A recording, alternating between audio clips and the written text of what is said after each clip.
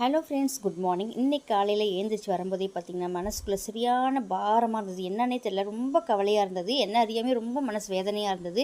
So நம்ம upset ஆனால் பசங்களும் பார்த்து அப்செட் ஆகிடுவாங்களேன்னு அவங்களுக்கு லஞ்ச் அண்ட் டிஃபன் செய்ய ஆரம்பிச்சிட்டேன். மார்னிங் டிஃபன் பண்ணி தோசையும் சாம்பார் தான். எந்த மூடே வேலை செய்யலை எனக்கு. ஸோ சிம்பிளாக சாம்பார் வச்சுட்டு வெண்டைக்காய் பொரியல் பண்ணிட்டேன்.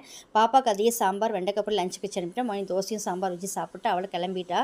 பையனுக்கு 2 டேஸில் போர்டு எக்ஸாம் ஸ்டார்ட் ஆகுது. ஸோ அவனுக்கு தோசையை சுட்டு கொடுத்துட்டு படிக்க போப்பான்னு நான் அவனை ரூமில் அனுப்பிட்டேன். அதுக்கப்புறம் பார்த்திங்கன்னா நான் இருக்கிற மிச்சம் மீதி வேலையெல்லாம் செய்ய ஆரம்பிச்சிட்டேன். என்னென்னு பார்த்தீங்கன்னா மனசு ஏதோ தெரில, எதையோ பறி கொடுத்த மாதிரியே இருக்குது. ரொம்ப கஷ்டமாக இருக்குது. என்ன பண்ணுறதுனே தெரியல. நான் கடன் மேலே பாரத்தை போட்டேன். இந்த கஷ்டமும் கடந்து போக, நமக்கு இது நிரந்தரம் கிடையாது. இது நம்மளும் நல்லா நாளைக்கு இந்த கஷ்டமெல்லாம் கடந்து போய் நல்ல ஒரு நிலைமைக்கு வருவோம்னு எனக்கும் ஒரு நம்பிக்கை இருக்குது. என்னன்னே தெரில, கொஞ்சம் கஷ்டமாகவே இருக்குது மனசு. எல்லாம் சரியாயிடும். கடன் மேலே பாரத்தை போட்டு வேலை செய்ய ஆரம்பிச்சிட்டேன்.